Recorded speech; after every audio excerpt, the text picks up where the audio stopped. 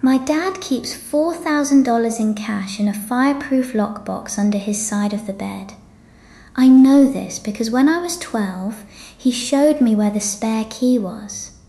Not because he trusted me with it, but because he wanted me to know it was there in case something happened to him. He said it in Mandarin, very quietly, like he was telling me something sacred. He still has that lockbox. I asked him about it 2 years ago, and he said he'd actually added to it. Just in case, he said. Just in case of what? He shrugged. He didn't have a word for it in English, and in Mandarin it was just. 以防万一.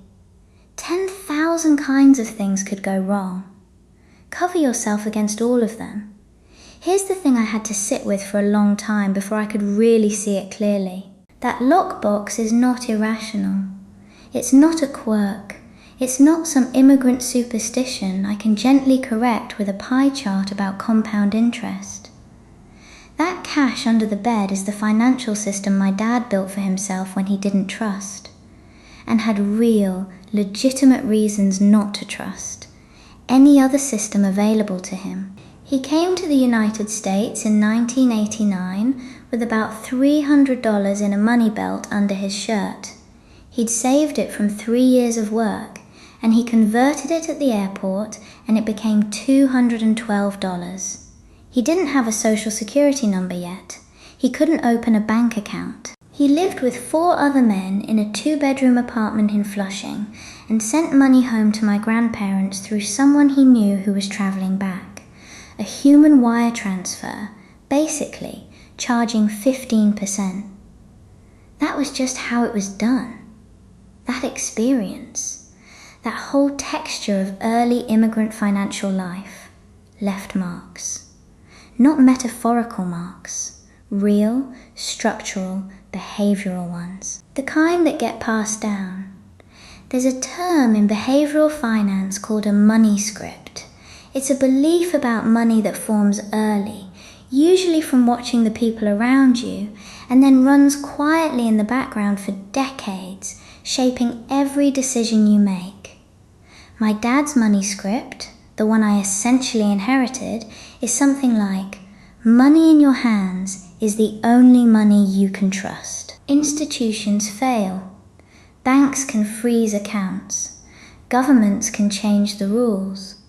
The only thing that is really yours is what you're holding. Behavioral economists call this hypervigilant hoarding, a response to financial trauma that prioritizes liquidity and physical control over growth. When researchers study this pattern in immigrant populations, they find it's extremely common and that it persists for generations even after the original threat is gone. It's not irrationality. It's a nervous system response that made perfect, rational sense in the original context and then got inherited by people.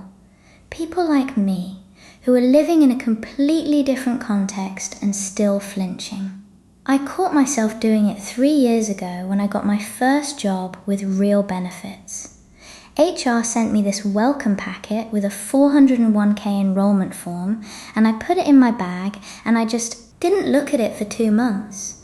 When I finally did open it, my chest got tight in this weird way. It felt dangerous to lock money somewhere I couldn't see it. To trust a company I'd just met with the money I'd just earned. What if it all went away? What if the company went under? What if I needed that cash? The voice in my head wasn't mine. It was my dad's, telling me about the lockbox. It was my mum saying, don't spend what you don't have in your hand. I finally enrolled. Not because I felt ready, but because my co-worker Jess said, did you know there's a match? They're literally just giving you money. And I did the math and realized I was leaving about $1,800 a year on the table.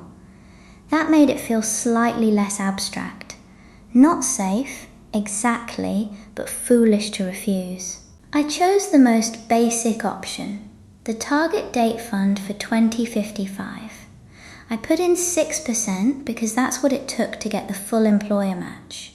I did it in about 4 minutes, and then closed the tab and made myself not look at it for 3 months. The hesitation I felt doing that. I want to say something about that hesitation, because I think a lot of people who grew up the way I did feel it, and then feel embarrassed about it, like they're being irrational. You're not. That feeling is data. It's your nervous system saying, every adult I trusted around money was afraid of this kind of thing. And they had reasons. Real ones. My dad's fear of financial institutions wasn't paranoia. In the 1980s in China, bank accounts were state-controlled and had been subject to government seizure. He'd watched his own father lose money that way. When he came to the US, he was undocumented for 2 years.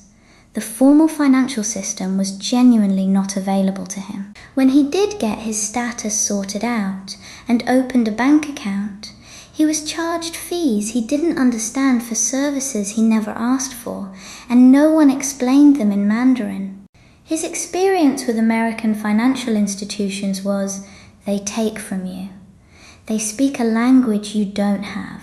They make rules you don't know until you've already broken them. The lockbox made sense. It still makes sense in the context of the person who built that habit. But I am not him. I have a social security number I've had since birth. I have English as a first language. I have a job with benefits and a co-worker named Jess who says things like, "Did you know there's a match?" I have access to things my dad didn't, and part of honouring what he went through, this took me a long time to believe, is actually using them.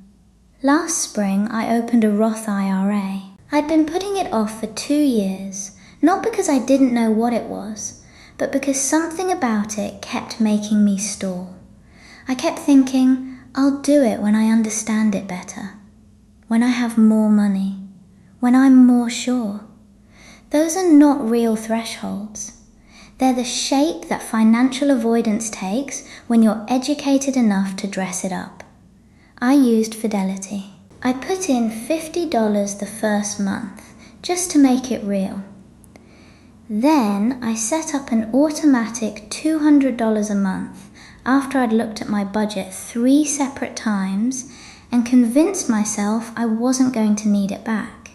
It was not exciting. It was kind of boring and a little uncomfortable, and I kept the tab open longer than necessary, reading the same FAQ paragraph about contribution limits twice because I needed something to do with my nervous energy. That's the truth of it. It doesn't feel like a breakthrough. It feels like doing something mildly unpleasant that your past self didn't trust you to do. I called my dad last month, not to tell him about the Roth IRA, which would have started a whole thing, but just to ask about the lockbox again. I don't know why. I think I wanted to hear it from him. He said he keeps it for emergencies. I asked what kind. He said, "You never know what kind." And then he said, "Quieter. When you have nothing, you know how fast things can go wrong. People who always have something don't know this." He's right. He's genuinely right. And also, I am building something different. Not because his way was wrong, but because my circumstances are different, and his whole sacrifice was so that I could have different circumstances. The money scripts we inherit from our parents, the hoarding, the silence, the cash in the lockbox, the just in case, the 10,000 things that could go wrong. They come from somewhere real. They deserve compassion. They also deserve examination. You can hold both of those things. If this hit close to home, you're not alone. And you're not stuck repeating it. Subscribe for more stories about money, family, and the quiet patterns that shape how we live. See you in the next one.